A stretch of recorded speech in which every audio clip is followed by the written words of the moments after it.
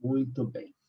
Então, estamos aqui hoje, né, iniciando o último mês desse ano de 2020, com um bate-papo a respeito da Escola Cervejeira Britânica. Como eu já disse, a gente dá continuidade aos bate-papos iniciados há 2 semanas com o estudo da Escola Cervejeira Germânica. Então, há 2 semanas a gente falou sobre a Escola Cervejeira Germânica. Na semana passada, conversamos sobre a Escola Cervejeira Franco-Belga-Holandesa. E hoje falaremos a respeito da Escola Cervejeira Britânica. Todas essas lives, todos esses bate-papos foram gravados e os anteriores já estão disponíveis. Esse também estará brevemente disponível no nosso canal de YouTube. Então, caso você tenha perdido algum dos encontros ou queira rever o bate-papo de alguma das outras aulas, basta acompanhar as nossas redes, né? Acho que quem está no canal do Telegram também tem recebido as mensagens da Jaqueline com as informações, e quem estiver inscrito no nosso canal de YouTube também tem acesso às aulas anteriores e a essa aula de hoje, que também será postada lá. Corrigindo uma gafe da semana passada eu falei sobre a escola franco-belga-holandesa com a camisa da seleção alemã, né? Não sei o que bateu na minha cabeça, onde que eu estava com as ideias, e acabei vindo para a aula com a camisa da seleção alemã. Mas hoje eu vim devidamente fardado com a camisa, que é uma blusa dos Rolling Stones, bem britânico, né? Bem, bem caracterizado, e participando aqui desse bate-papo com vocês com a camisa dos Stones, grande banda de rock britânica, tá? Então vamos começar nosso bate-papo reforçando algo que eu já falei com vocês nas semanas anteriores. Diferentemente da maioria, eu não gosto de falar em escola germânica, escola belga e escola inglesa. Eu acho que são colocações inapropriadas, porque quando a gente estuda a história cervejeira dessas regiões da Europa, a gente percebe que a história cervejeira é muito mais abrangente do que o limite territorial dos países Alemanha, Bélgica e Inglaterra. Então, quando a gente estuda os estilos de cerveja e as características dessas cervejas, a gente percebe que isso vai muito além dos limites territoriais. Então, em se tratando da escola inglesa, eu não gosto de chamá-la de escola inglesa, gosto de chamá-la de escola britânica, porque nós não vamos falar única e exclusivamente da Inglaterra. Nós vamos conversar a respeito de Inglaterra, de Irlanda e de Escócia. Inclusive, para a degustação de hoje, eu vou beber uma Irish Red Ale, tá? Uma cerveja de estilo irlandês. Eu não vou beber uma cerveja britânica, eu vou beber uma cerveja irlandesa para a degustação da aula de hoje, tá? E convido a vocês que já se programaram para degustar comigo uma cerveja também, e os que não se programaram, ainda dá tempo de pegar uma garrafa e colocar na geladeira para ficar gelada até o final do nosso bate-papo, quando a gente vai abrir uma cerveja para brindar, tá ok? Então, começando aqui, nós vamos falar, então, da Escola Cervejeira Britânica, e para abrir esse bate-papo, eu optei por colocar aí alguns tap handles tá? Alguns tap holding, de bombeamento manual, né, de cask ales. O que são as cask ales? São aquelas cervejas servidas por bombeamento manual diretamente do barril. Então, quem conhece, quem sabe do que se trata, quem já teve a experiência de beber uma Real Ale servida diretamente de uma cask ale, sabe do que eu estou... Servida diretamente do barril, por bombeamento manual, né, uma cask ale, sabe do que eu estou falando. E sabe que isso é um ícone britânico. Isso é um ícone do Reino Unido, caracterizado um ícone britânico, né, que vai estar diretamente vinculado a outro ícone britânico, o pub, o bar tradicional britânico, no qual você vai consumir essas cervejas diretamente do barril por bombeamento manual. Então, para conhecer e ilustrar melhor essa ideia aí da escola britânica, começo com essas cask ales que aparecem aí na foto, ok? Quando a gente estuda escola britânica, quando a gente discute escola britânica, quando a gente começa a conversar sobre cervejas de origem britânica, a primeira coisa que a gente tem que ter em mente é que nós estamos tratando de um conjunto de países, né? País de Gales, Escócia, Irlanda, Irlanda do Norte e Inglaterra, que vão ter uma particularidade, que vão ter uma peculiaridade muito característica em relação aos demais países europeus. Então, quando eu trato de Grã-Bretanha, a primeira grande diferença que nós vamos perceber e vamos entender e identificar é que nós estaremos conversando a respeito de países que são insulares, ou seja, são países que não estão no continente, formam um arquipélago, né, um conjunto de ilhas, que é o conjunto de ilhas pertencentes à Grã-Bretanha.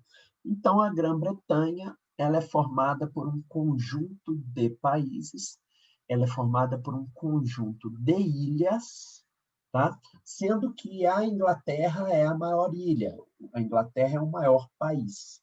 Isso já começa a caracterizar para nós algumas diferenças relevantes. A primeira e principal diferença, né, a primeira e certamente a característica mais importante em se tratando de Grã-Bretanha é que a disponibilidade de recursos e as variedades de recursos que a gente encontra nessa região são muito distintas da disponibilidade de recurso e da variedade de recursos que a gente encontra em outras regiões do planeta. Então, para começo de conversa, quando a gente conversa, quando a gente fala sobre Grã-Bretanha, o primeiro ponto fundamental que é importante entender é que os países da Grã-Bretanha são ilhas, tá? E estão deslocados, estão desconectados do continente, e com isso a gente vai ter uma disponibilidade de insumos diferente, tanto em proporção, tanto em quantidade, quanto em variedade, quanto em diversidade de insumos. Então, o que a gente tem disponível no continente não é necessariamente igual ao que a gente tem disponível na Inglaterra.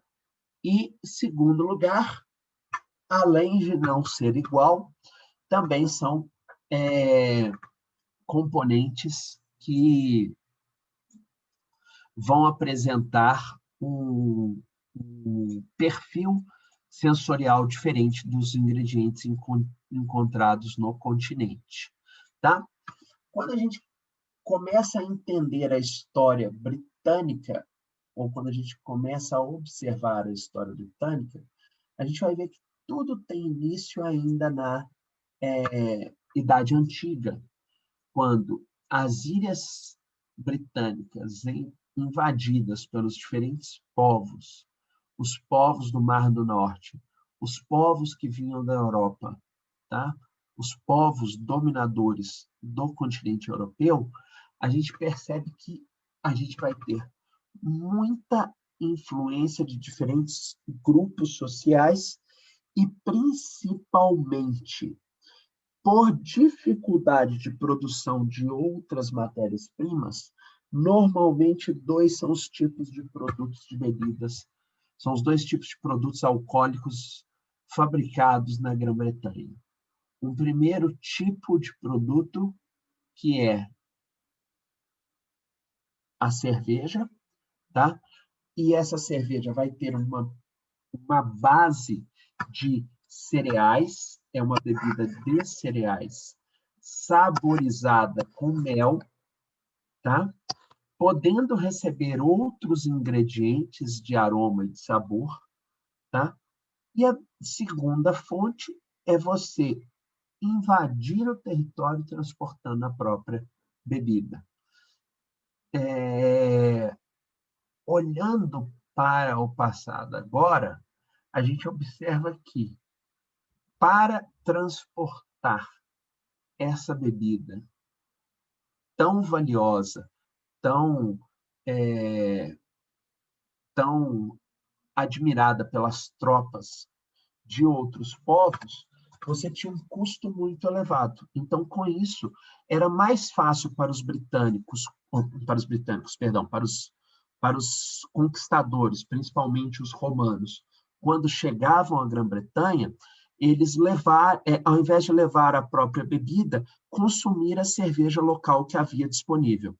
Então, na Grã-Bretanha, já se produzia bebidas fermentadas de cereais, e essas bebidas foram usadas pelos conquistadores de outras regiões, principalmente romanos, no seu consumo, ao invés de consumirem as bebidas que eles tinham tradição, como, por exemplo, o vinho. Aquela bebida que os conquistadores tinham acesso, se era mais forte e tinha ingredientes como mel e trigo, era chamada de cerevísia, tá? Por ser considerada mais forte e encorpada. Versões mais populares eram distribuídas para a população em geral, tá? Quando a gente observa a produção das bebidas nas Ilhas Britânicas, a gente acaba percebendo que os primeiros a produzir bebida alcoólica na Grã-Bretanha foram exatamente os romanos, tá? Então, eles foram os primeiros a introduzir a indústria têxtil e, principalmente, a indústria de bebidas na Grã-Bretanha, produzindo uma versão forte de fermentados de grãos, conhecida como cerevísia. Com a saída dos romanos, as bebidas fermentadas continuaram fazendo parte da vida dos saxões, tá? Continuaram fazendo parte da vida dos habitantes da Grã-Bretanha.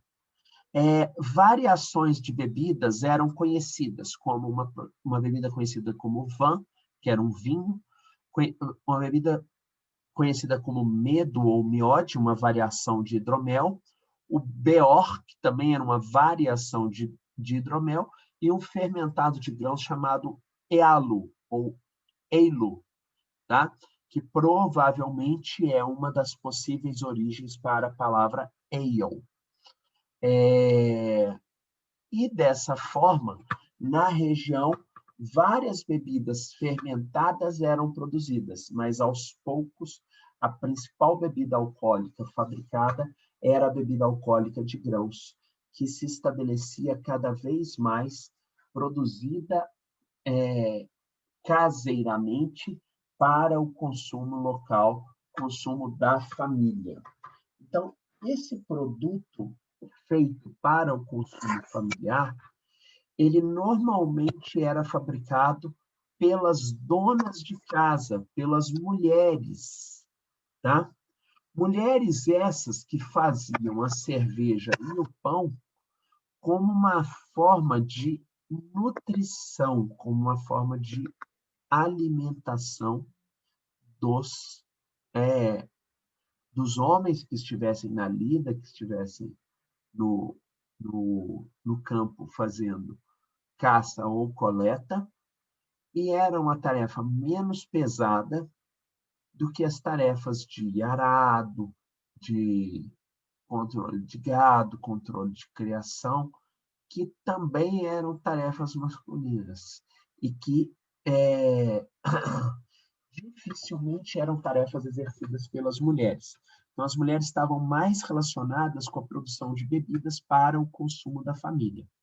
Essas mulheres que faziam a bebida para o consumo da família, elas fabricavam um tipo de cerveja ale.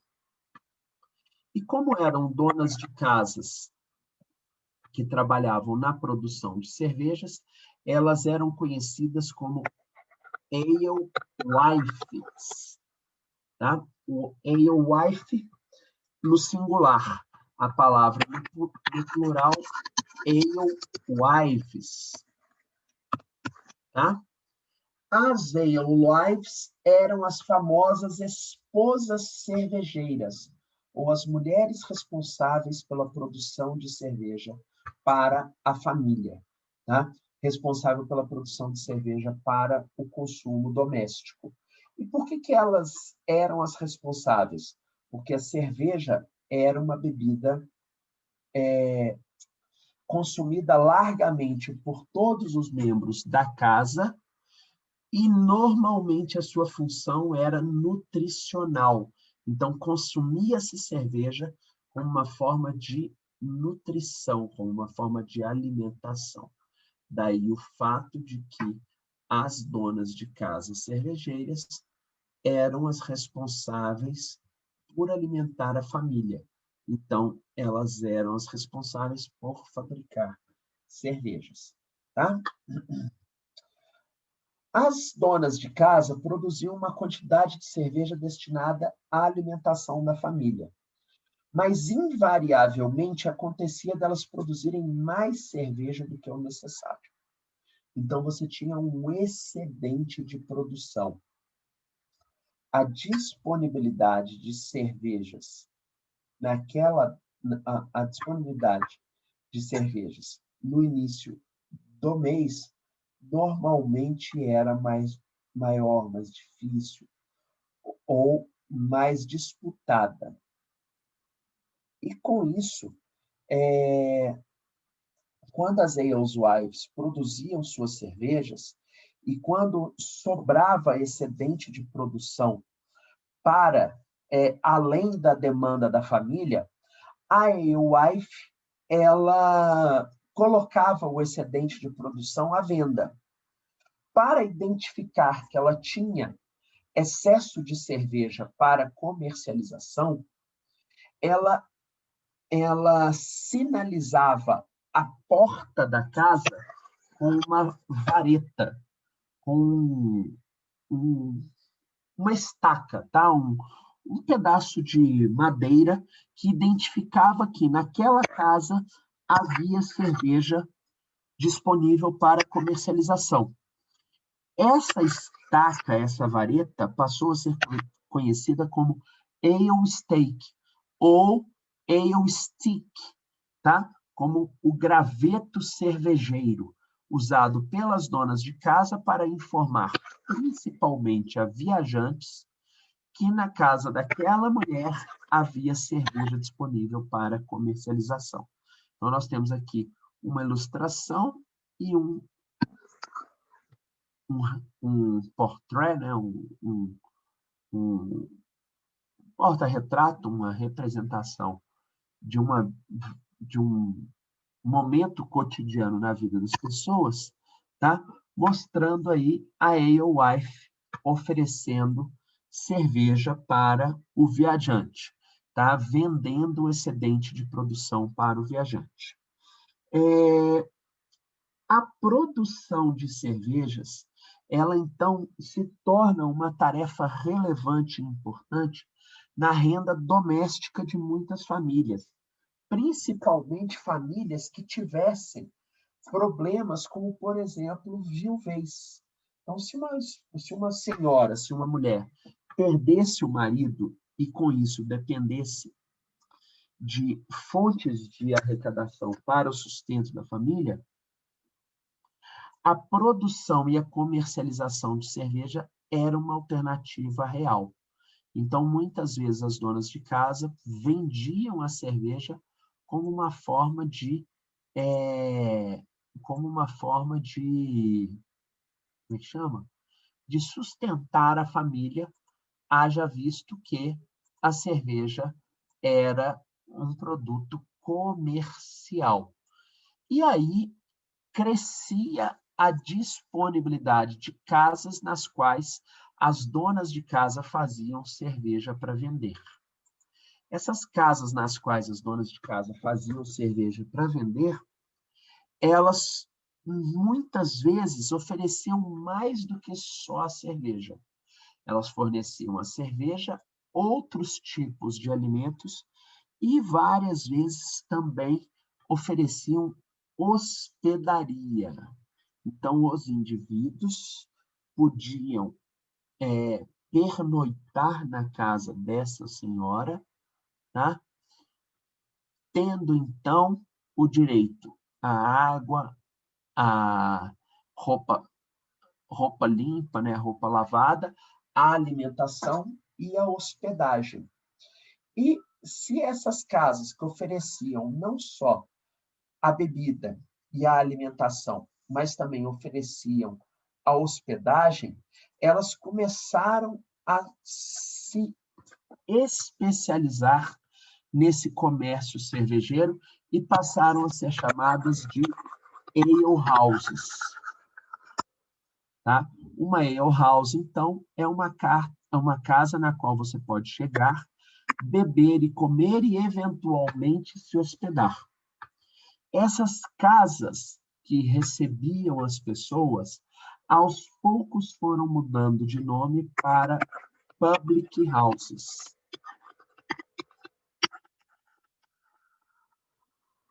Então, as public houses, nada mais, nada menos do que casas que abrigavam pessoas que vinham para consumir cerveja e, eventualmente, se hospedar.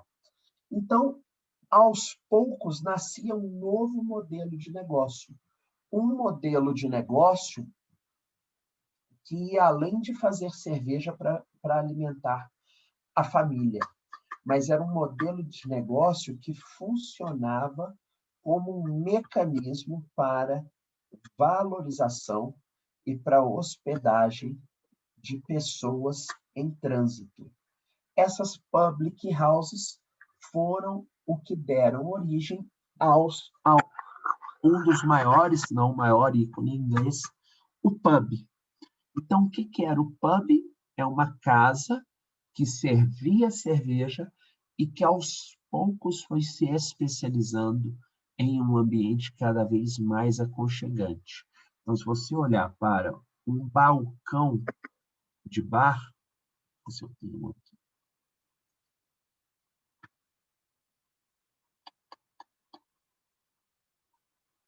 não achei nenhum aqui. Mas se você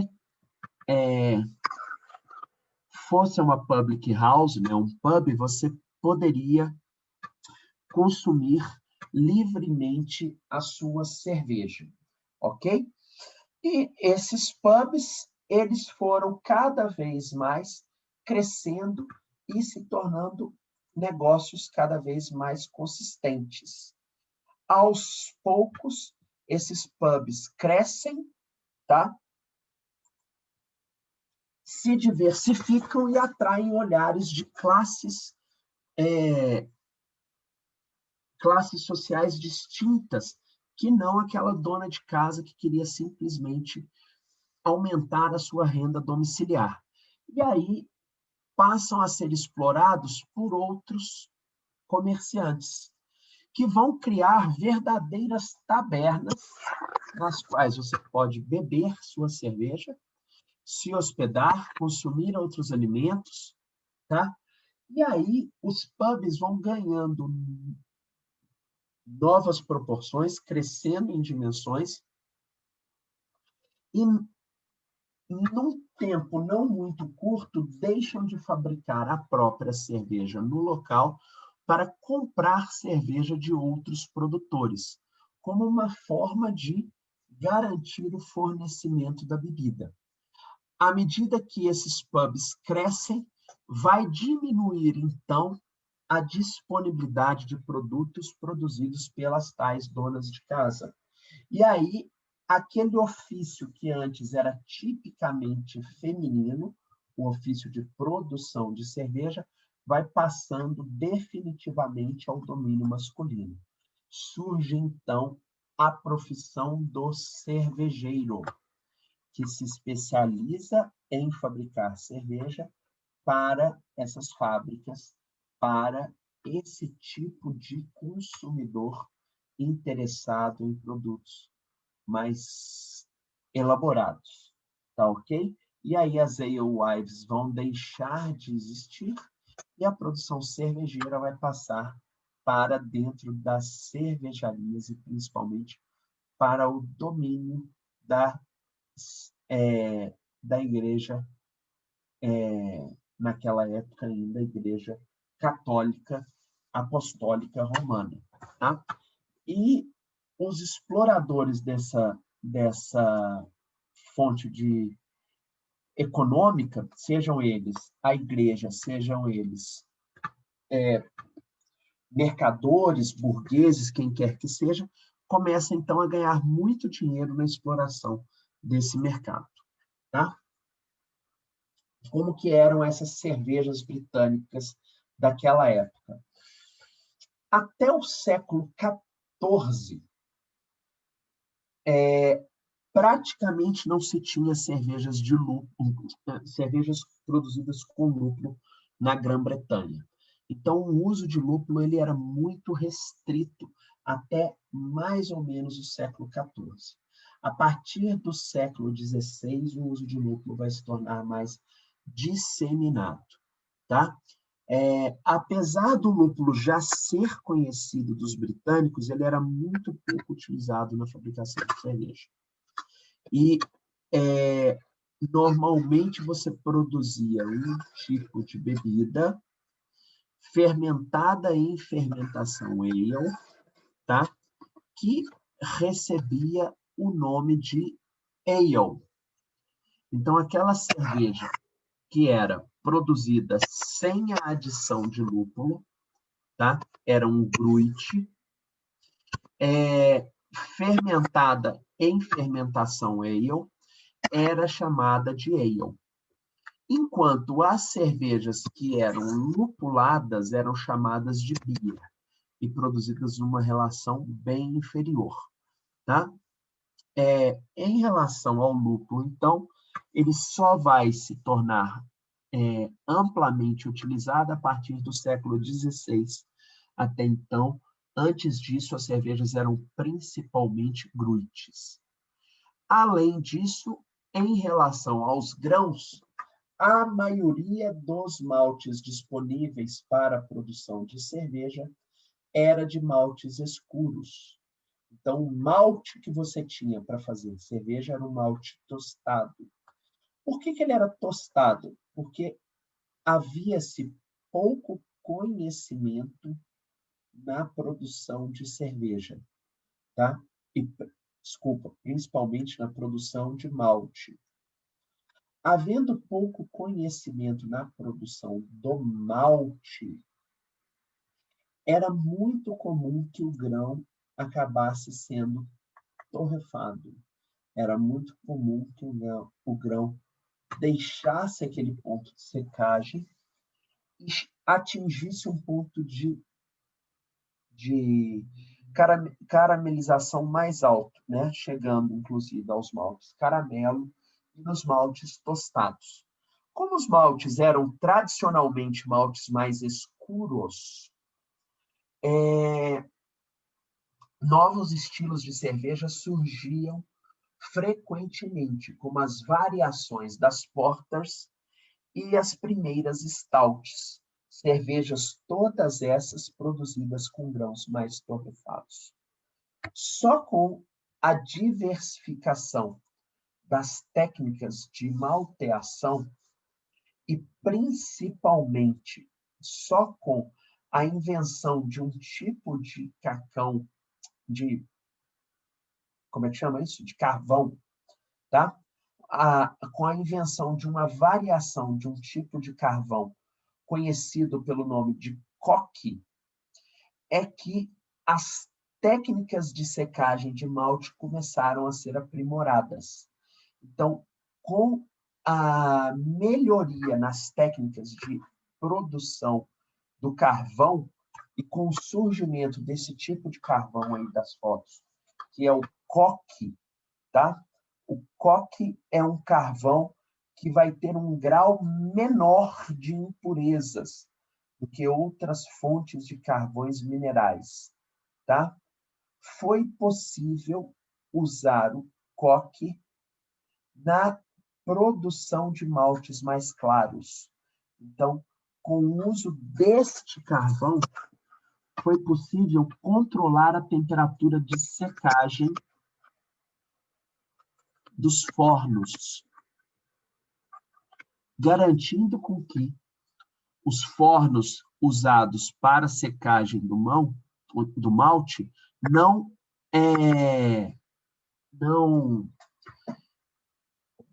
intoxicasse o malte, mas principalmente não tostasse demais o grão. Aos poucos começaram a surgir maltes de tonalidade mais clara.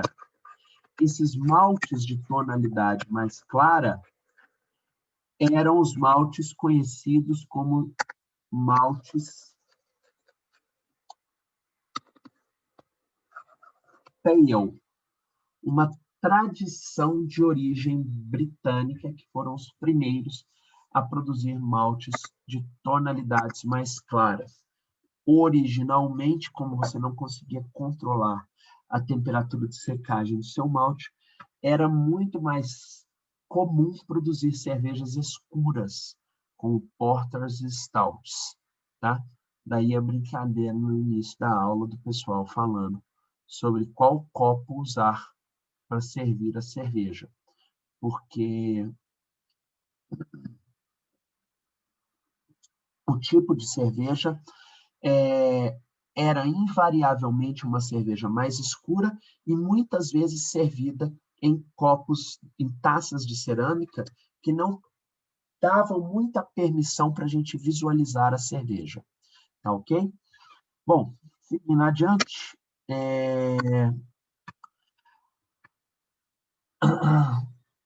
a invenção do coque permitiu o controle da malteação e a melhoria da tonalidade dos grãos de malte. Mas foram invenções alemãs, como, por exemplo, os termômetros e principalmente os densímetros, que permitiram a produção dos mais variados tipos de cerveja em função da quantidade de açúcares dos grãos e da densidade do líquido produzido na geração, então, das cervejas com diferentes teores alcoólicos, tá? Basicamente, a gente tinha 3 tipos de cervejas. Uma cerveja mais leve, com cerca de 2% de álcool, conhecida como small beer. Uma cerveja um pouco mais intensa, com cerca de 5 ou 6% de álcool, conhecida como table beer. E aí, cervejas sazonais, produzidas em março ou outubro, tá? Chamadas pelos nomes dos meses nos quais elas eram produzidas e com teor alcoólico em torno de 8 a 10%. tá? Eram cervejas que tinham um teor alcoólico mais alto e que normalmente teriam lupulagens mais intensas, tá? Um quarto tipo de cerveja, chamada de Double Beer, com 10 ou mais de teor alcoólico, né, 10% ou mais de teor alcoólico, eram cervejas produzidas muito esporadicamente para consumo em ocasiões especiais e que normalmente eram cervejas destinadas à guarda, tá?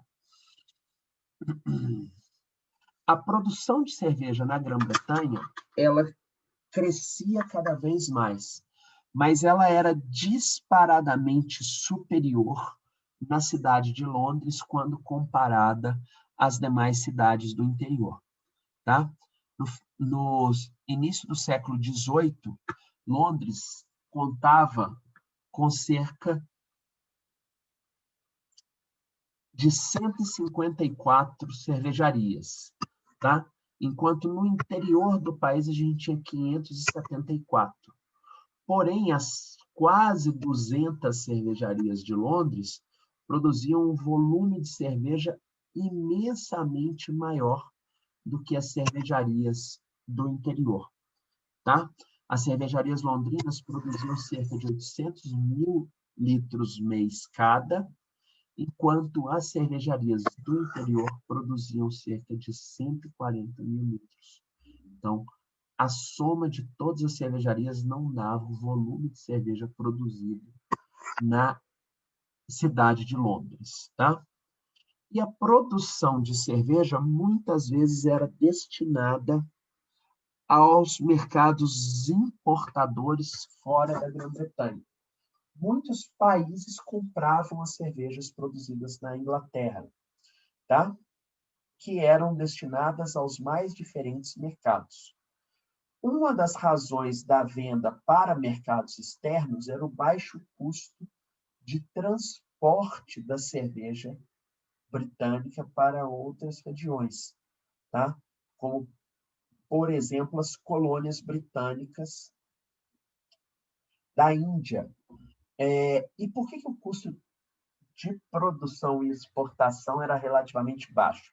Porque os barris com cervejas, eles viajavam dentro dos navios, funcionando como lastro para esses barris.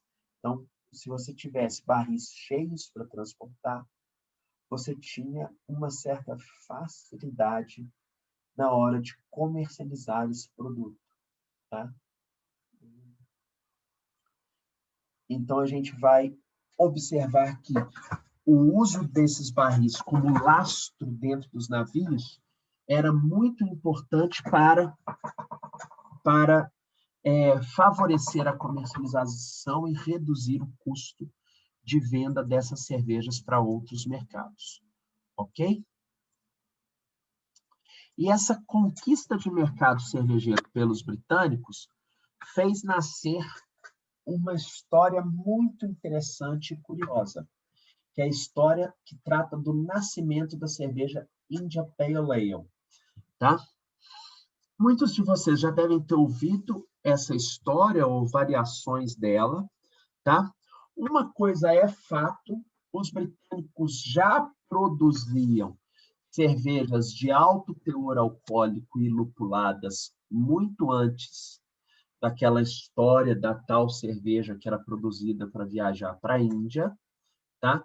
Então, é sabido que os britânicos já conheciam e já sabiam fazer cervejas mais intensas e mais lupuladas, mas a gente também sabe que a India Pale Ale tem uma história muito interessante e muito curiosa, tá?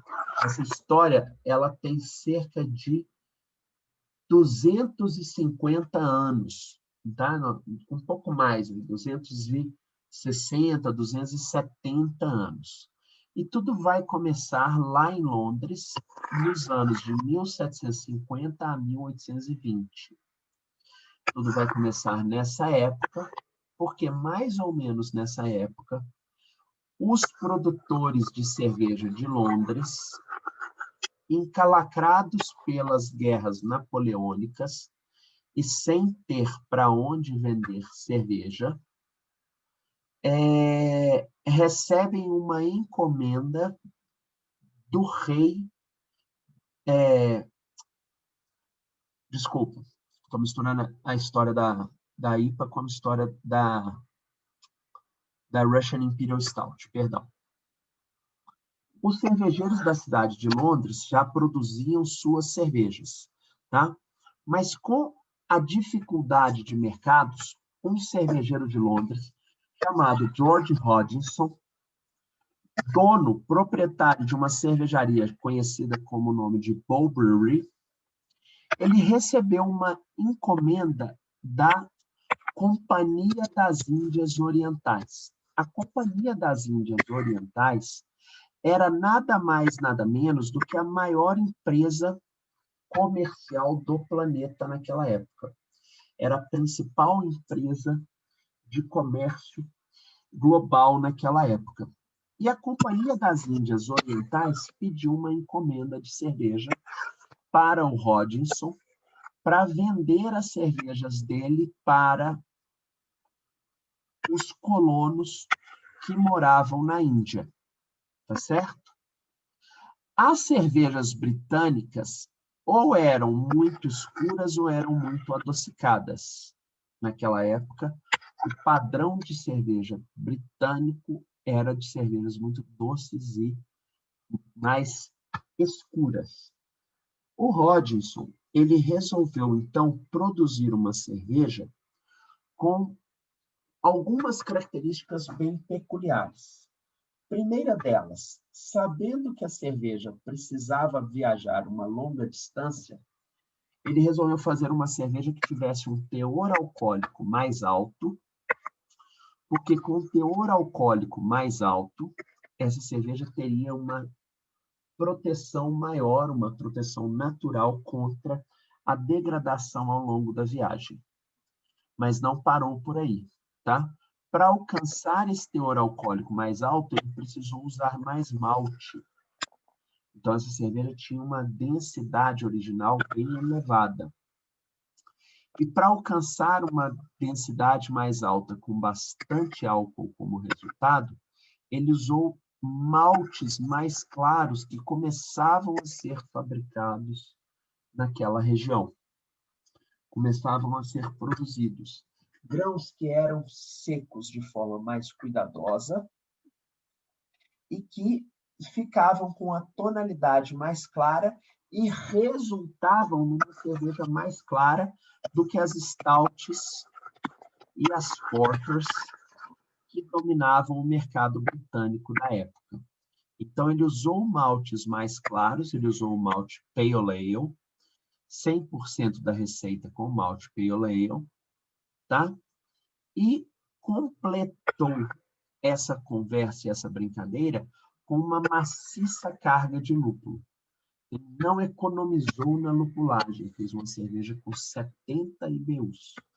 Ou seja, era uma cerveja que tinha um OG mais alto, tinha um amargor mais alto, tinha maltes bem claros, tinha teor alcoólico bem elevado, tá? Uma coisa que não foi mencionada, mas que vale a pena ser destacada, é que ele não só aumentou o amargor, pensando nas propriedades conservantes do lúpulo, tá? Mas ele também administrou mais lúpulo dentro do barril antes da cerveja viajar. Então, ele acrescentou mais lúpulo dentro do barril antes da cerveja viajar para garantir que aquela cerveja bastante lupulada chegasse na Índia em bom estado de conservação e podendo ser facilmente bebida. Sem querer, ele estava inventando a técnica de dry hopping. Então, o Hodgson, sem querer, na tentativa de conservar melhor a sua cerveja adicionando mais lúpulo, ele adicionou cerveja sem lupulagem. Adicionou cerveja sem lupulagem. Ele adicionou lúpulo depois da cerveja pronta. Ele adicionou lúpulo seco na cerveja pronta. Ele fez uma espécie de dry hopping na sua cerveja, deixando ela mais forte, mais amarga, mas também mais aromática, porque o excesso de lúpulo vai gerar uma sensação gostosa de aromas lupulados. E os lúpulos britânicos vão ter principalmente aromas terrosos e resinosos. Então, o Hodgson, ele criou uma receita conhecida como East India Pale Ale, ou popularmente chamado de o mito. O mito é a IPA do Hodgson, a primeira IPA que a gente tem registro, tá? E uma IPA feita baseada nas características da cidade onde ele fabricou. Depois, mais para frente, essa cerveja vai ser comercializada para outros mercados, mas durante o seu período de surgimento, ela é destinada para a comercialização nas Índias. Aqui algumas manchetes de jornal registrando aí informações sobre as cervejas do Hodgson, né? Uma fábrica de vinhos chamada Cape Wine, uma fábrica de cerveja Stout, a Taylor, e a Pale Ale do Hodgson. Então, estão aí algumas bebidas. Aqui um outro registro de 1835, do Liverpool Mercury. Tá? Está escrito aqui, ó. Hodgson e colaboradores com a sua cerveja East India Pale Ale, né? A sua cerveja Pale Ale fabricada para a Companhia das Índias Ocidentais. Ok? Então, esse foi o período da invenção e do desenvolvimento da cerveja do George Hodgson, tá? Da cervejaria Brewery. Mas, aos poucos, os cervejeiros de uma outra cidade, a cidade de Burton, tá? Resolvem iniciar a produção desse novo estilo de cerveja. Eles estão sabendo do contrato do Hodgson com a Companhia das Índias, eles estão sabendo que o contrato está gerando uma rentabilidade, um ganho financeiro muito grande para o Hodgson, e eles percebem que eles precisam explorar esse mercado, principalmente porque, com as guerras napoleônicas, o Mar Báltico foi fechado. E aí os cervejeiros de Burton ficaram sem a opção, com o fechamento do Mar Báltico, de mandar as bebidas da Grã-Bretanha, dando a volta aqui nos países da Escandinávia, para chegar no caminho da Rússia. Com as guerras napoleônicas, esse caminho ficou fechado. E aí, com o fechamento desse caminho, os cervejeiros russos precisaram procurar novas rotas, novos caminhos, tá ok? E nesse contexto, uma nova realidade vai surgir. Os cervejeiros de Burton vão começar a disputar com Hodgson o direito de fornecer cerveja para a Companhia das Índias, até que eles conseguem, tá? E ao conseguir, eles vão começar a fabricar as próprias Indian Pale Ales, tá ok? E vão vender essa Indian Pale Ale para a Companhia das Índias. Só que aí vem um outro ponto interessante. A cidade de Burton, ela está num local onde a gente tem muito calcário. O substrato no qual a cidade foi construída é um solo muito calcário. Isso deixa a água com muito sulfato de cálcio. A água de Burton é uma água extremamente dura. E essa dureza da água de Burton faz com que a cerveja se torne mais efervescente, tá? O cálcio ajuda a favorecer a fermentação dos açúcares e vai favorecer a cerveja a ficar muito seca. Além disso, a gente vai ter um outro resultado, que é um final muito seco, um final muito pronunciado, muito marcado, muito crisp, tá? Que é propiciado pelo amargor da cerveja, que é muito lupulada, junto com a quantidade de cálcio disponível na água nessas cidades. Então, o que vai acontecer? Essa cerveja ela vai ter uma intensidade de amargor e um final bem seco após o gole, tá? Deixando essa cerveja com uma característica muito marcante e muito saborosa. Além disso, ela era produzida com os mesmos malte pale, tá? Só que, como o cálcio ele é importante para a floculação das leveduras, as cervejas ficavam mais límpidas e rapidamente elas caíram no gosto dos produtores artesanais de bebidas, né? O produtor de cervejas na Inglaterra naquela época, ok? E aí a gente vai ver que quando a gente compara a água de Burton com a água de diferentes cidades europeias, e até fora da Europa, né, como o caso de St. Louis, a gente vai ter uma água de Burton muito mais dura, porque tem muito mais mineral dissolvido nessa água. E além de ser uma água muito dura, é também a, a cidade, né, a terra da Dona Patroa. E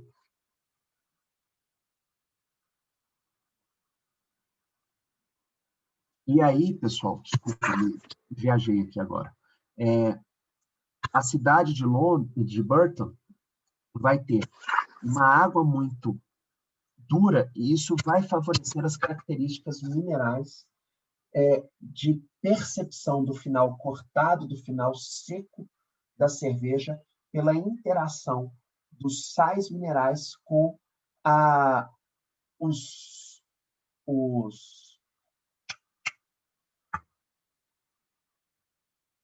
os componentes do lúpulo que eram usados em alta proporção na produção dessa cerveja. Tá?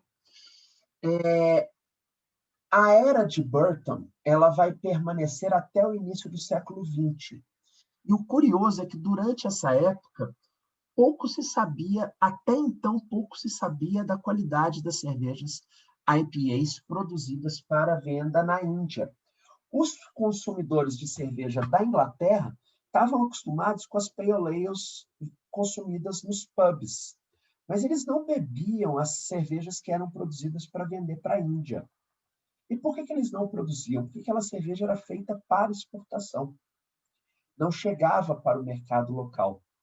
E aí, curiosamente, eles só foram saber e experimentar essa cerveja pela primeira vez em 1827, quando ocorre um naufrágio de um navio na costa da Irlanda. Um navio carregado de barris de cerveja naufraga e esses barris chegam boiando na costa da Irlanda. Eles chegam boiando, as pessoas recolhem os barris no mar e provam a cerveja que está dentro do barril. Eles falam assim, opa, peraí, mas que cerveja é essa que é tão mais gostosa? E por que essa cerveja não é a cerveja que eu tenho para consumir aqui no meu bar? Eu quero beber dessa cerveja. E aí ela começa a ser conhecida e passa a ser comercializada não só no mercado interno, mas ela se expande para outros mercados, tanto na Europa quanto nos Estados Unidos. Tá? As IPAs clássicas de Burton eram claras, numa tonalidade meio âmbar, de intenso aroma de lúpulo, lúpulo terroso e frutal, tá? Eram cervejas de amargor pronunciado, maltes destacados, maltes robustos, teor alcoólico de no mínimo 6% e um final cortado e refrescante da mineralidade da água. Ok? Aqui, para vocês terem ideia, uma sugestão de receita de uma IPA dessas de Burton, malte 100% pale, lúpulos East Kent, tá? Leveduras Burton ou London Ale, e uma água muito dura para fazer uma cerveja com as características de amargor que a gente deseja. Bom, aqui alguns métodos de produção, tá? Mostura por infusão, mosturas feitas no processo de Port-Gile, com produções muitas vezes sem lavagem, tá? No método de Port-Gile, fervuras longas, lupulagens intensas de 14 a 25 gramas de lúpulo por litro e maturação longa nos barris. Olha aí a quantidade de barris das cervejarias naquela época. Essa é uma cervejaria chamada Middle, tá? E aqui uma outra cervejaria chamada Hawkins, tá? Olha a quantidade de barris que esses produtores possuíam para a produção da cerveja. Passada a era de Burton, a gente vai entrar num período muito complexo para a indústria cervejeira britânica, que é a época da moderação. Essa época ela vem de uma influência de um movimento político-religioso que, obviamente, vai ter muito mais peso no mercado norte-americano, mas que também terá um peso muito expressivo no mercado britânico. Tá? Esse movimento político-religioso é o movimento da temperança, que pregava que o mal era um mal, que o álcool era um mal para a sociedade, degradando a sociedade e a família. Então, o movimento da temperança pregava o fim da comercialização das bebidas alcoólicas. E esse movimento ele acabou conseguindo isso nos Estados Unidos. Na Grã-Bretanha, não pararam de produzir e comercializar, mas as características das bebidas acabaram modificadas. Tá? Elas tiveram principalmente uma diminuição do OG, que vai implicar numa diminuição do teor alcoólico, é óbvio, e uma diminuição de lupulagem. Tá? Um aumento do uso de adjuntos, até então a gente não tinha adjunto aqui, vocês já devem ter percebido, tá? E as densidades estão muito mais baixas, o que vão gerar cervejas com amargor mais baixo e álcool, gerar cervejas com teor alcoólico mais baixo, e um amargor mais baixo vai ser a função do IBU, que também vai diminuir. Então, a quantidade de lúpulo vai cair. Nesse período, a gente vai observar que a gente vem aqui uma medida de densidade das cervejas. A gente vem de um momento com cervejas de densidade muito elevada, lá em 1900 entre 1800 e 1900, tá? A densidade dessas cervejas vai caindo, até atingir o seu menor patamar entre 1918 e 1919, que é o início é o final da Primeira Guerra Mundial. Passada a Primeira Guerra Mundial, com a disponibilidade novamente de recursos, a curva de produção alemã tende a cumprir. Ela vai crescendo a densidade aqui da cerveja, mas mais ou menos no início da Grande Depressão, mais para frente, da Segunda Guerra Mundial, a densidade vai voltar a cair significativamente, mostrando que as cervejas estão ficando cada vez mais fracas e menos alcoólicas, tá? Isso vai ser reflexo do movimento da temperança, mas aqui também vai ter uma influência muito grande do período entre guerras. Além disso tudo, tá, de período entre guerras, de movimento de temperança, do que mais que seja, os britânicos começam cada vez mais a consumir uma cerveja mais leve, uma cerveja mais clara, mais dourada, e de teor alcoólico menos impactante, que são as lagers de inspiração germânica e de origem variada, que eles vão chamar de beer, em contraponto às suas ale. Então, se você chegar na Grã-Bretanha e pedir uma beer, o garçom vai entender que é uma pilsen, uma lager comercial. Se você quiser uma cerveja local, você tem que pedir uma ale. E se você chegar no pub, corre o risco de você nem ser atendido, né?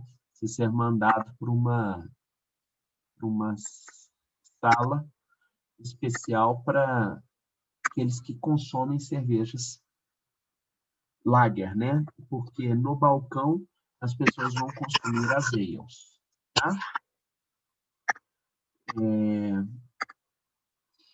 Bom, e aí, quando a gente observa isso, a gente vai observar também que o consumo das cervejas naquele formato que eu mostrei para vocês lá no início da conversa, cervejas ale servidas diretamente do barril por bombeamento manual, vão perdendo força, porque as pessoas querem as cervejas mais claras, mais leves, as lagers mais delicadas, tá ok?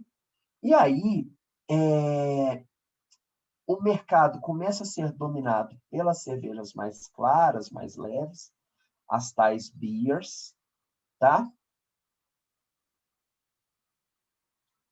E assim ele vai permanecer até o final da década de 70, início da década de 80, quando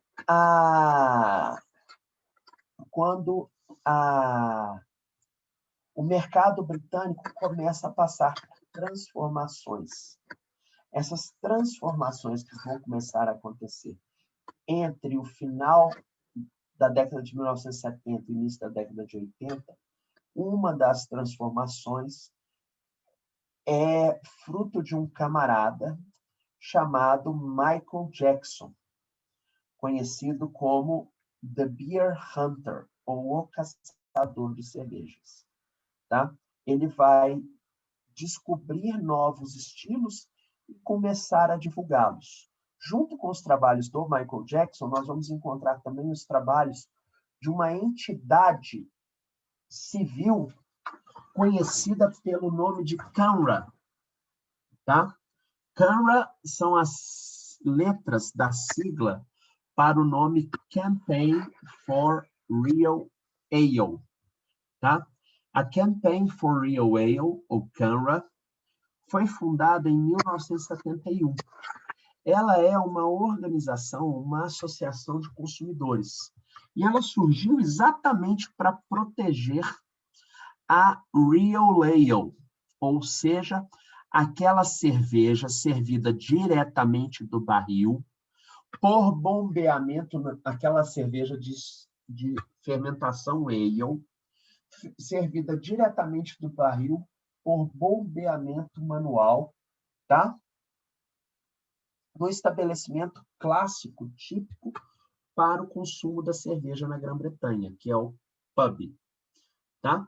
Então, a CANRA, ela defende a cerveja vendida no pub, servida diretamente do barril, por bombeamento manual, tá? Sem pressurização, e de fermentação ale. Daí veio o termo Real Ale, tá ok? Esse termo Real Ale, ele foi um pouco modificado para permitir a inserção das cervejas de garrafa como sendo Real Ales. E aquela cerveja servida diretamente do barril por bombeamento manual, então, hoje é chamada somente de Cask Ale. Então, a Cask Ale é a cerveja do barril, tá? E a Real Ale são as ales de garrafa e ou de barril, tá? A Câmara é a maior associação de consumidores do mundo. Tem milhares de associados com vários benefícios para os seus associados, como desconto nos pubs filiados à associação, ingressos para os eventos, para os festivais cervejeiros, organização de eventos cervejeiros, organização de concursos, tá? Produção de copos, souvenirs e por aí vai. Lembrando que uma outra coisa importante, você vai no pub, beber a sua Real Ale num pint, tá? Numa taça específica para o consumo da cerveja Ale no bar. Então, essa aí, a CANRA, tá? Essa Campaign for Real Ale, que veio para resgatar essa cerveja aí, servida por bombeamento manual, diretamente do barril, tá? Então, eu estou aí ilustrando isso para vocês, tá? A cerveja servida on cask. Você vai servir pelo bombeamento dessa manopla aí, que injeta pressão no barril e expulsa a cerveja para o copo. Com isso, as ales britânicas vão ser invariavelmente cervejas menos carbonatadas e vão fazer pouca formação e pouca retenção de espuma, dada essas características de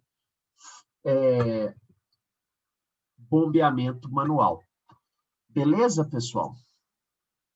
Bom, estou dentro do meu tempo já, que são 10 para as 9, então eu vou encerrando por aqui para abrir o debate, ouvir as perguntas e para a gente brindar tomando uma cerveja britânica, tá? Então, encerrando aqui nosso bate-papo hoje a respeito um pouco da história das cervejas britânicas.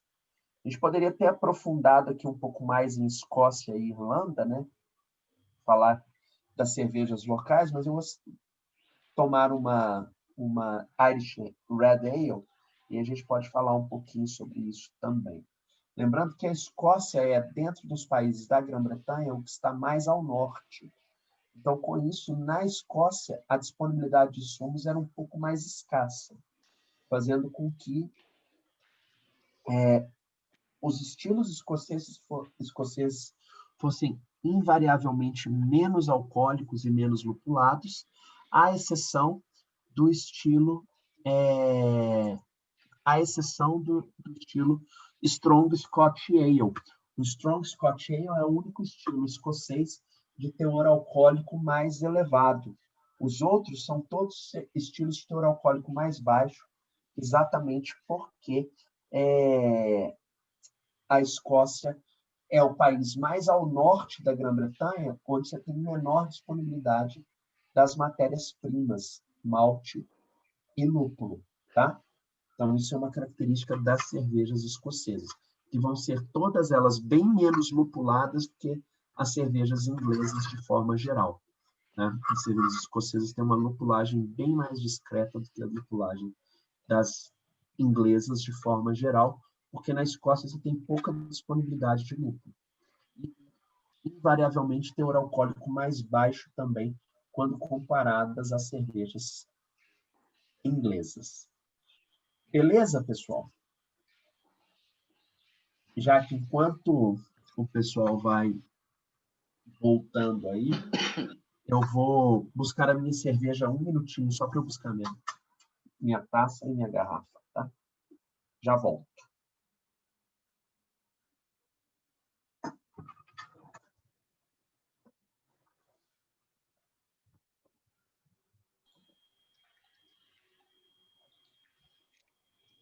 Quem tem cerveja aí vai tomar uma cerveja? Acho que não tem, não deu tempo. Eu vou tomar uma carpa preta porter. Bem.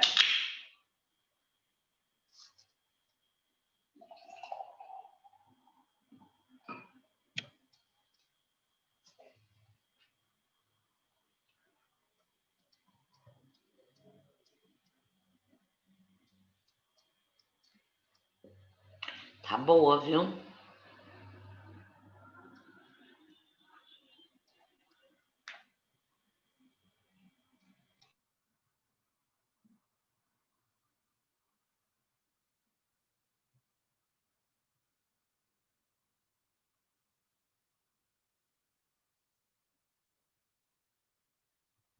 que você tá tomando aí, Felipe? Nada? Hoje eu peguei uma aqui, ó. Conhece? Conheço. Conheço. Muito. Também tinha uma Né? aqui, mas eu guardei para o meu feriado, porque eu gosto. Se você quisesse, amanhã eu mandava mais pra você. É, Dudu, cerveja está muito boa mesmo. Ei, Guto, E aí, Jaque, beleza? beleza? Como é que tá a vida aí? Vida aqui tá assim, em pandemia ainda, meio enrolado. Você tá em São Paulo? Tô. Diz que as Fim de medidas de semana aí. segurança aí vai começar o bicho pegar, Guto? Pois é. Aproveitar para ir pros botecos agora, né? Eu escutei que São Paulo já está começando a querer ter restrição novamente, né? Na verdade, o que foi anunciado, cara? Assim, continua com o bar aberto aí até às 10, mas diminuiu, voltou aí a limitação de quantidade de pessoas, de lotação, e a Uhum, entrada, na verdade, até às 10, porque antes estava ficando até 11 horas, sabe? entendi. Mas tá assim, eu acho que vai piorar. A tendência é piorar. Tanto aqui quanto aí em BH, né, cara? Aqui tá. Cada dia que passa, a gente tem mais casos positivos. A gente fica sabendo. Só hoje 5 pessoas falaram comigo que estão com Covid. Pois O é. que eu tenho notado é que está mais brando, se é que pode ser mais brando, né? Mas não estão precisando de Jaque, hospitalizar. mas sabe o que é? O que está acontecendo? Tanto em BH quanto aqui em São Paulo, o que está aumentando é o contágio. Ainda não começou a aumentar a internação. Quando começar a aumentar a internação, aí o bicho vai pegar, cara. Aí vai ser foda. E outra coisa, aí perto de casa, em BH, os caras estão sem noção pra caramba. Tá? Aglomeração total. Assim, aqui em São Paulo tem um monte de lugar que também, mas os bares que eu vou aqui tem distanciamento, tá mais tranquilo. Mas aí em BH, cara, aí na pista de Cooper, aí no Buritis, tá uma loucura. Tanto é que a Brasel lançou uma cartilha assim: se você não quer que os bares fechem, fique em mesas, vá ao banheiro de máscara, faça isso, faça aquilo. Agora, não adianta, velho, você pega, além de lá de Buriti, se você pegar aqui no. Como é que chama? Aqui perto da Cidade Nova, aquela avenida. Foda, né? Alberto Sintra? Alberto Alberto Sintra, né? Sintra. Eu recebi uma foto do observatório, cara, que assim, uau.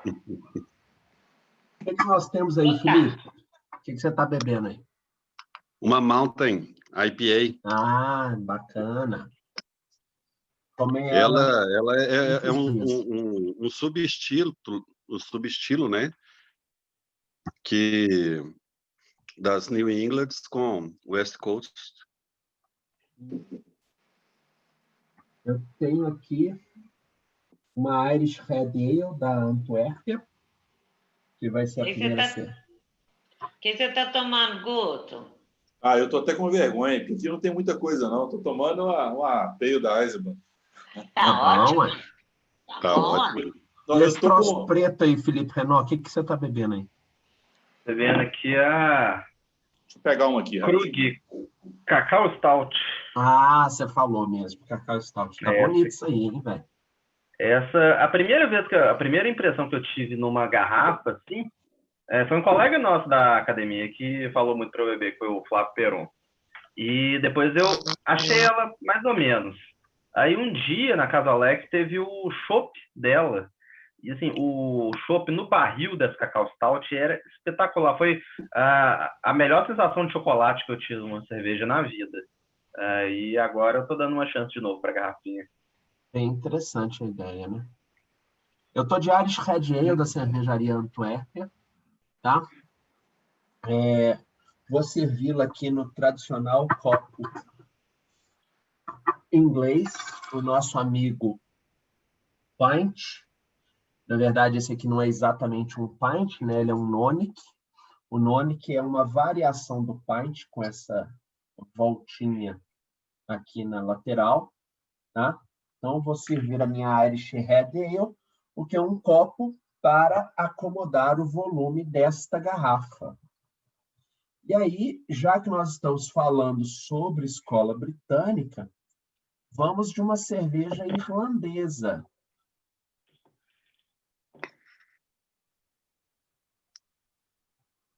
Tchum, tchum, tchum. Tem muita espuma, estão vendo? Baixa formação de espuma. Bem característico da escola.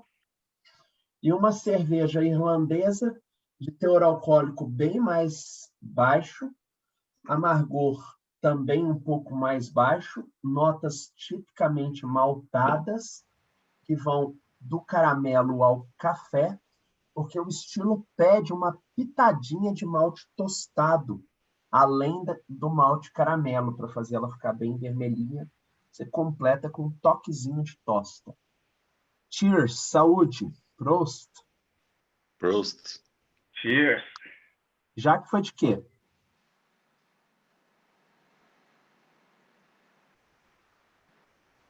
Capa preta, a Barry Porter. A Jaque mandou bem pra caceta de Porter. Mulher foi Eu gosto dessa cerveja porque ela é muito levinha. Para eu tomar ela sozinha, ok, O meu entendeu? Galo Rock Beer, eu quase peguei ele. Eu falei assim, não, vou pegar um pint sem marca para não... Na hora que você pegou o pint aí, eu lembrei dele, fui lá pegar. Não, e o pior é que eu também peguei o IPA aqui, ó, para servir a segunda cerveja.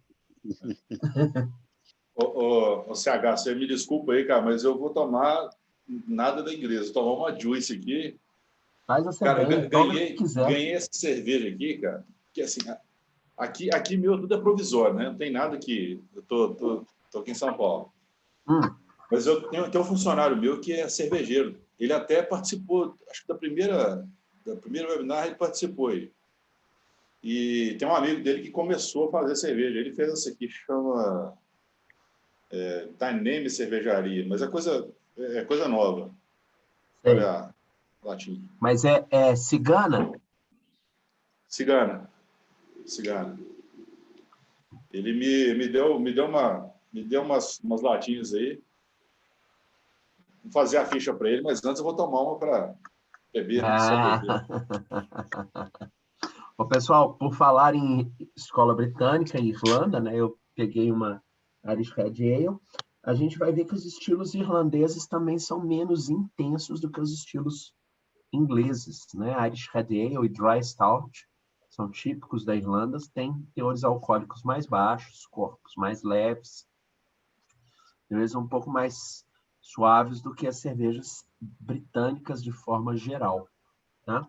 Isso é bem interessante da gente debater, como que a gente tem as table beers, né, as cervejas de dia a dia, muito comuns no dia a dia dos britânicos, excetuando-se as porters e as stouts, que eram cervejas para os trabalhadores, né, uma cerveja mais intensa para o estivador, para o trabalhador pesado. As cervejas mais leves eram muito comuns no dia a dia dos trabalhadores. O pessoal não vai abrir as câmeras para beber uma cerveja com a gente, não? Todo mundo de câmera aberta. Leandro aderiu ao movimento. A palavra stout, ela tem um significado em inglês, né? Estava procurando ver. É como se fosse Fala, Lucas, você tá sumidaço, hein? O Lucas tá aí, velho. Lucas, velho. Ó, que é doido. Tô caladinho aqui, eu entrei depois que a aula já tinha começado, mas eu peguei aqui, mais a metade. O Lucas é engraçado, né, Jaque? Ele fica muito tempo desaparecido, de repente aparece barbudão. Foi na pandemia, foi assim. Ele sempre tinha barbinha feita na aula, que é a coisa... Menino certinho, criado por vó. De repente, abriu a câmera um dia no meio da aula, um bicho barbudo. Que é esse, aluno novo? Barbudão, camiseta do Creator. Eu peguei um half pint aqui, hoje eu tô com uma inglesa mesmo. O Felipe Você tá viu com qual? escolhendo lá e até me zoou. Eu peguei da Albanos lá, que tava mais acessível, eu mais esqueci fácil. de trazer, só. Eu vi você escolhendo e você não me falou, né? Eu esqueci de trazer uma English Pale Ale mesmo. E a Albanos ainda tem uma bem legal, que é a 5 O'Clock, né? Que é o chá das 5. Bem Eu desejei ela hoje, viu? Eu desejei ela hoje. Falei, pô, velho. Pois é, não lembrei dela hoje, não. Remédio. E não tem, né, no mercado, né? Parece que não está produzindo. Nós estamos com as últimas unidades lá. Pessoal, se vocês não se importarem, deixa eu só interromper nosso bate-papo um minutinho para atender uma solicitação do Kaique, que pediu para a gente falar sobre RIS, já que o Felipe Renault está com a Cacau Stout aí. Eu não conheço essa cerveja da Krug, porque ela é comemorativa, né? Ela é RIS, Felipe, ou não? Mais ou menos. Ela é 8% álcool. Mas ela não se considera RIS. É cerveja forte escura com baunilha, nibs de cacau e coco queimado. Mas está bem próximo das RIS, né? Ela dá um pouquinho mais de calor de álcool mesmo. Sim. Kaique, a Russian Imperial Stout, ela foi uma cerveja que surgiu também como um produto de exportação. Tá? As cervejarias inglesas produziam cervejas para comercialização com os países do Mar Báltico. Tá? Comercialização dessas cervejas com os países da Escandinávia e o Império Russo. Ok? Então, essas cervejas elas saíam da Inglaterra, subiam pelo Mar do Norte e seguiam para o Mar Báltico, onde eram comercializadas com os mercados dessas regiões. E, normalmente, o produto principal eram as porters, tá? As Robust e, principalmente, as Baltic Porter. Tá? Débora, valeu você, bom descanso aí, boa semana e obrigado por mais uma participação aqui conosco. Só faltou abrir uma cerveja. Mas então, pessoal, como eu estava comentando, as porters eram as cervejas que viajavam para o Mar do Norte, né? E principalmente Baltic Porters, né? Cervejas de tonalidades bem escuras, com maciça carga de maltes tostados, fermentação conduzida tanto como ale tanto quanto como lager, tá? Cervejas de teor alcoólico intenso e notas tostadas bem marcantes. E aí é difícil saber dizer se foi ao acaso, se foi um equívoco ou se foi algo intencional, feito o que o Hodgson fez na IPA, de aumentar o teor alcoólico e aumentar a intensidade de lúpulo do produto para favorecer a durabilidade da cerveja ao longo da viagem. O que se sabe é que produtos mais alcoólicos e mais amargos, mais lupulados, foram produzidos para exportação para a Rússia. E reza a lenda que o czar russo, um apreciador de cervejas mais fortes, adorou o estilo. Isso acabou ganhando popularidade e, principalmente nesse período que eu comentei, no qual outras rotas comerciais foram fechadas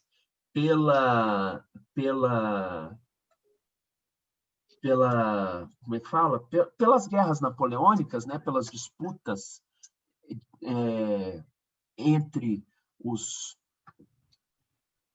os franceses e os ingleses, a alternativa de rotas comerciais que subiam para o Báltico acabaram servindo como rota de escape para esses produtos que eram destinados ao mercado russo.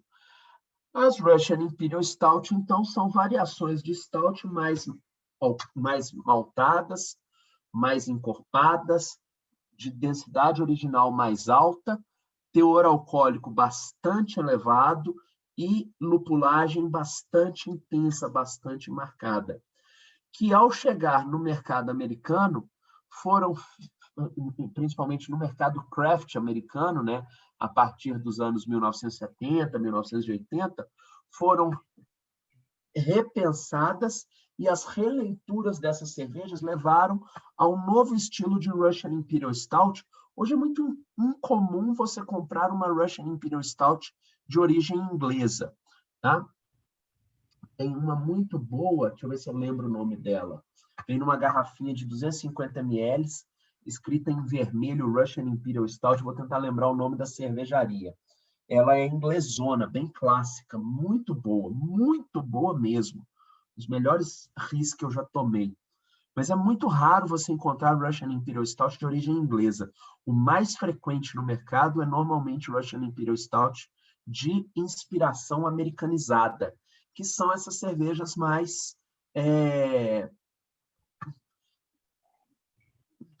Qual a expressão usar? Estou tentando achar uma palavra para definir a cerveja que o Felipe está bebendo.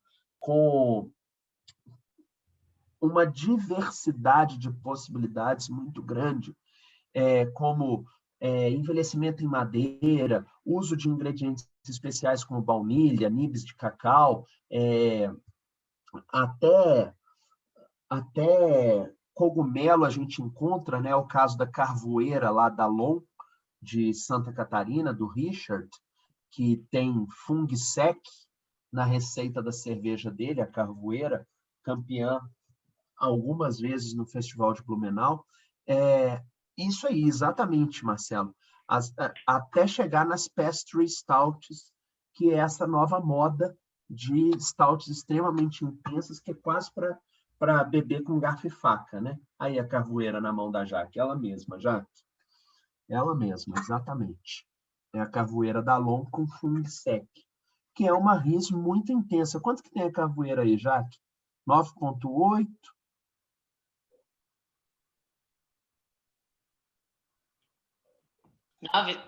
9,5. 9,5, Ainda não é das mais alcoólicas, né? A Petroleum mesmo tem 12% de álcool. A famosa Petroleum da Vals, que foi receita original dos meninos da Du. Enquanto a gente vai conversando... Eu tenho uma Dum e tenho uma Vals ali na minha geladeira, já tem uns 4 ou 5 anos. CH. Mas eu já li há mais tempo atrás. Só te interromper, Felipe, antes de você começar, porque aproveitando aqui para manter a palavra sempre umedecida, né, manter a palavra molhada, deixa eu abrir a minha Bollywood, presente ontem do meu amigo Felipe, que foi gentilmente me presentear com a Bollywood para a live de hoje. Eu cantei a bola na semana passada e ele cumpriu a promessa e trouxe para mim, né? Cerveja aí do Leandro, do Marcelo e do Felipe, que me presenteou gentilmente ontem. Não é uma cerveja de origem inglesa, né, Guto? Você que falou aí que estava fugindo da Inglaterra para tomar uma New England. O Felipe Oliveira também está de Mountain. Ela é uma White IPA com especiaria, né, com cardamomo, mas tem o nome mais do que inspirado na Índia, né? O Bollywood, como é que fala? O núcleo cinematográfico indiano. Mas continua aí, Felipe, eu só queria mostrar a cerveja que eu vou servir agora. Essa eu vou servir, inclusive, no IPA Glass, tá?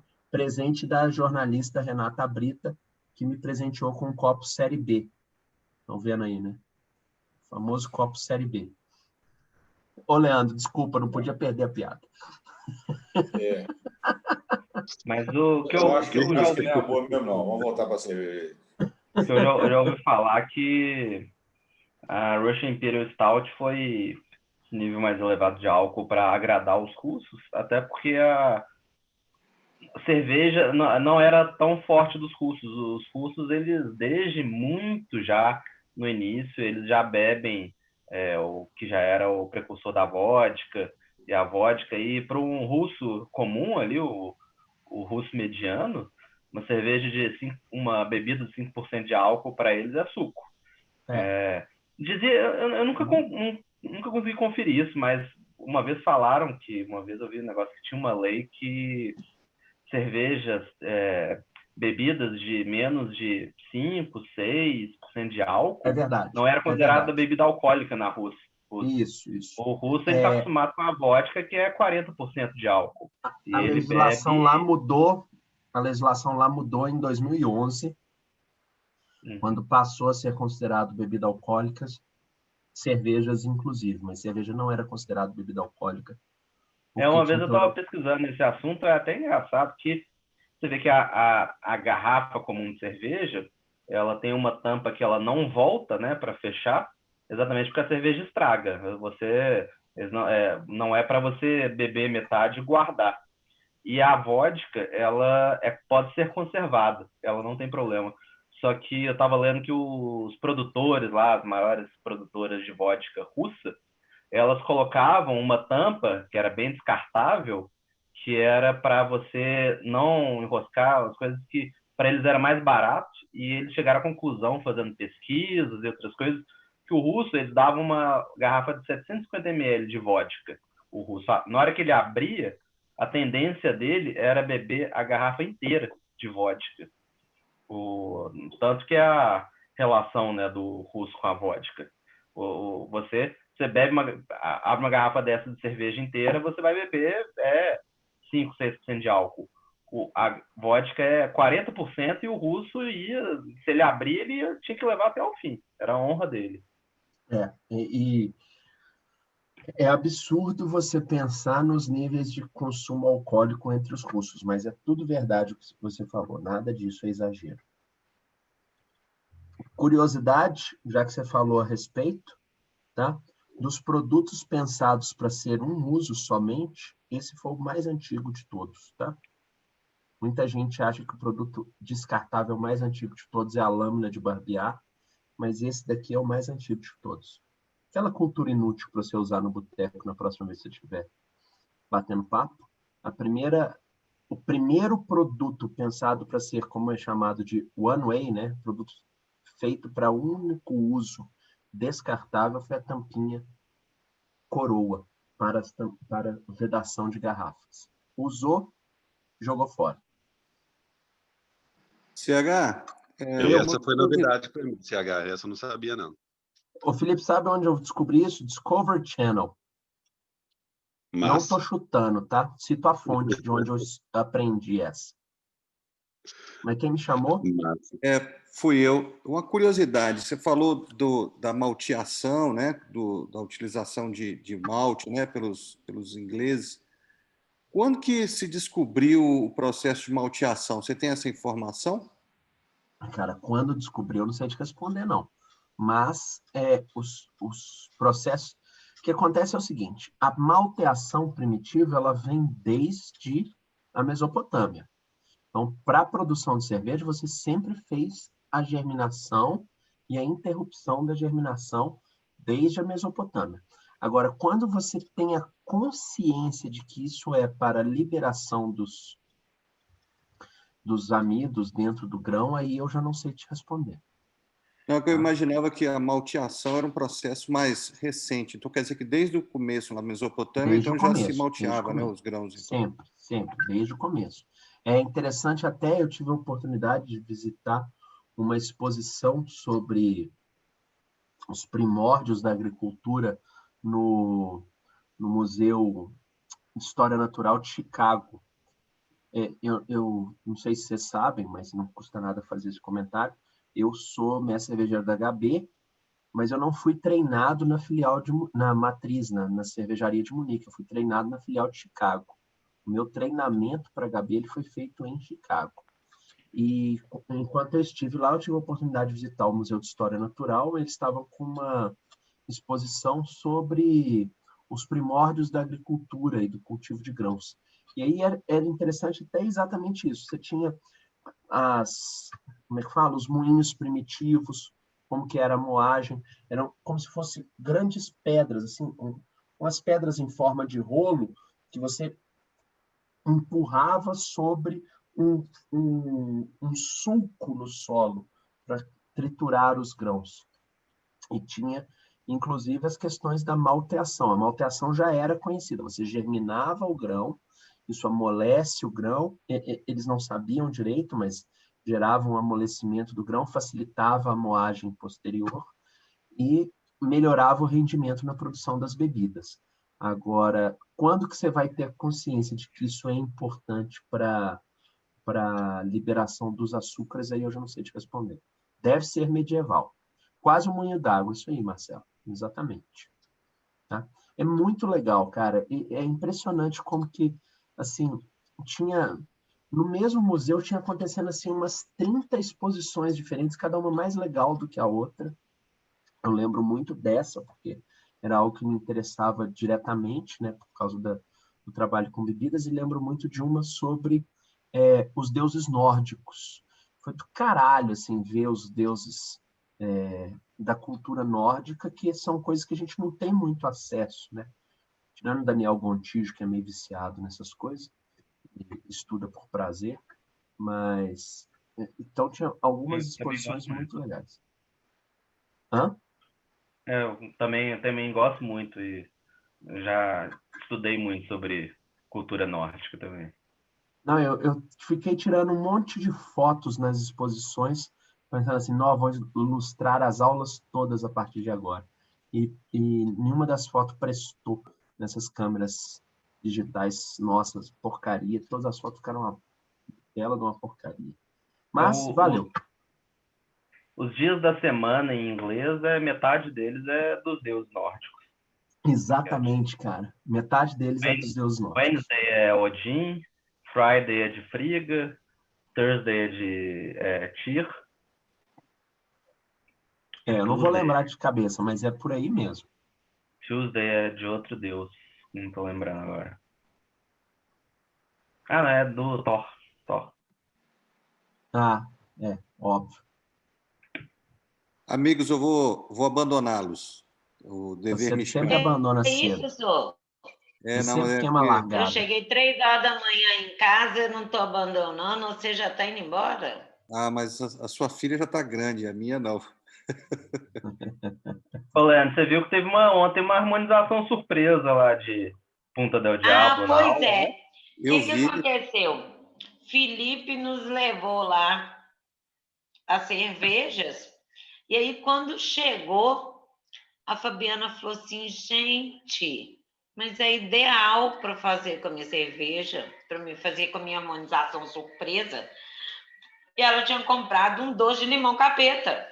Ó, que loucura, coincidência danada.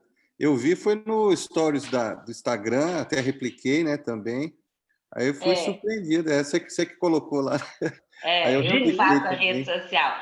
E aí a Fabiana falou, nossa, perfeito. Eu falei, ai, Fabiana, tem uma minha e tem uma sua. Vamos colocar para gelar e fazer, mãe.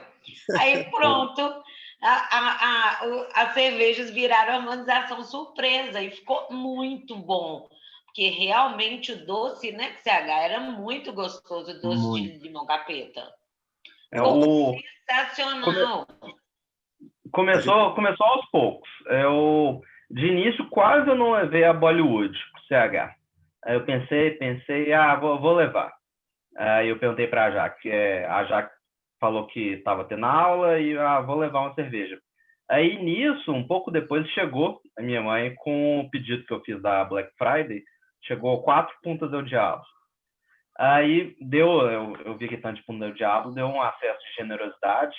Aí pensei, vou presentear a Jaque com uma. Aí, na hora que assim, eu tô com 2 garrafas, eu peguei o kit, né, de 3 cervejas. Aí coloquei 2 garrafas. Aí fiquei pensando, pô, para ficar bonitinho aqui, a gente podia ter uma terceira, né? Aí a hora que eu te mandei mensagem, a Fabiana tá aí também? Que eu te perguntei. Aí eu botei a terceira e levei assim, de acesso de felicidade. Não vou levar lá uma cerveja, vou levar 3 uma vez. Aí quando chegou lá, que eu fiquei surpresa, como é que vocês conseguiram gelar tão rápido? Porque eu entreguei quente para você. Não, a geladeirinha que a gente tem lá embaixo, ela é porreta, amigo. Colocamos ela lá, gelou, e aí a Fabiana ainda deu aula, né? Foi só no final da aula, deu tempo de gelar, e ficou muito boa a harmonização, velho. Ficou sensacional. Ela comprou esse doce em... Mariana. Mariana. E trouxe, e resolveu. Ela tinha pedido para pôr uma Double IPA para gelar, que ela ia fazer por contraste. Né, Carlos? Aí, de repente, na hora que ela viu, falou, mas era a cerveja que eu queria. Eu falei, então pega a minha, pega a sua, a gente gela, são poucos alunos, porque a gente tem uma parte presencial e uma parte que assiste online, pelo Zoom. Aí pronto, ficou ótimo, gente, fantástico. Jaque, eu me perdi. Claro, provei a harmonização, ficou ótimo. Eu me perdi aqui, como é que foi a harmonização? Eles levaram a cerveja de presente para mim e para a Fabiana. A cerveja Punta del Diablo, que tem limão capeta. E aí, a Fabiana tinha um doce que era de limão capeta e a cerveja deles leva limão capeta. Tanto é que eu perguntei se a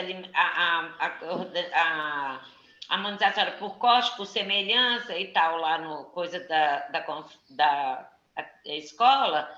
Aí o pessoal falou, é fácil. Eu falei, é fácil você conhecer a cerveja da Trinca e souber que ela tem limão capeta. Aí você vai saber, mas até lá a pessoa tem que pelo menos pesquisar, falar, não, por que ela...